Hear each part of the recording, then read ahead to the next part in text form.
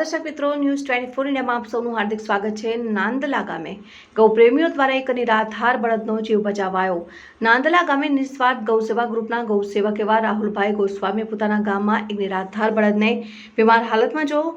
2 દિવસ પોતાની તથા બધા પ્રયાસો કરીને એ બળદની સેવા પણ કરી હતી। તેમ છતાં એ બળદની તબિયતમાં કોઈ સુધારો ન આવતા તાત્કાલિક ગૌ માતા બચાવ અભિયાનના ગૌભક્ત શ્રી વસંતભાઈ દેસાઈ પાવડાસરનો ટેલિફોનિક સંપર્ક કર્યો હતો અને બળદની જાણ કરી હતી અને ત્યારબાદ ગૌ ભક્તો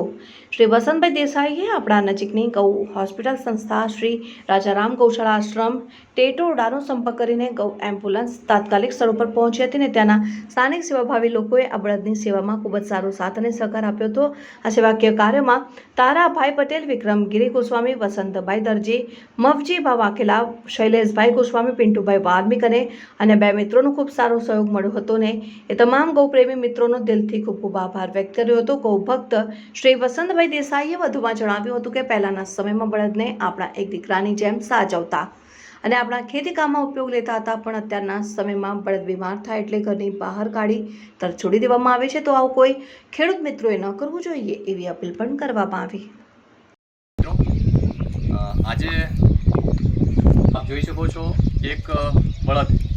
જેને પહેલાંના સમયમાં આપણે દીકરાની જેમ હાચવણી કરી અને ખેતી કામમાં ઉપયોગ લેતા હતા, એ જ બળદની આજે ખરેખર ખૂબ જ ખરાબ હાલત થઈ ગઈ છે। આ પણ એક ગૌવંશ છે, એટલે મિત્રો જે પણ આનો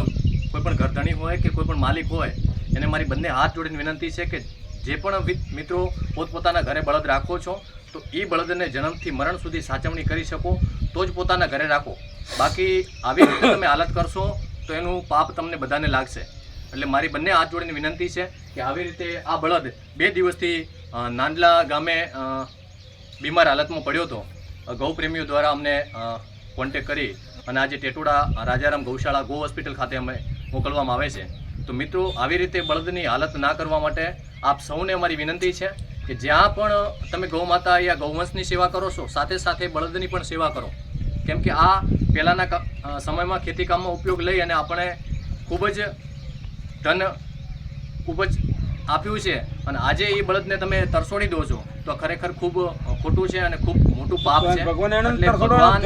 એમને બદલો આપવાનો જ છે, પણ આપણે સૌને વિનંતી કે જ્યાં પણ કોઈ પણ આવી રીતે છોડે તો ગામના 5 સારા વ્યક્તિઓ ભેગા મળી અને એ માલિકને કહેવું જોઈએ કે ભાઈ જ્યાં સુધી આપણે બળદને ઉપયોગમાં લઈએ છીએ, સાચવણી કરીએ છીએ, ત્યાં સુધી રાખીએ છીએ, એના પછી તરસોડી દઈએ છીએ, આ મોટું પાપ છે, તો આ કામ ન કરવું જોઈએ। એવા દરેક મિત્રોને મારી વિનંતી છે। જય ગૌ માતા, જય ગોપાલ।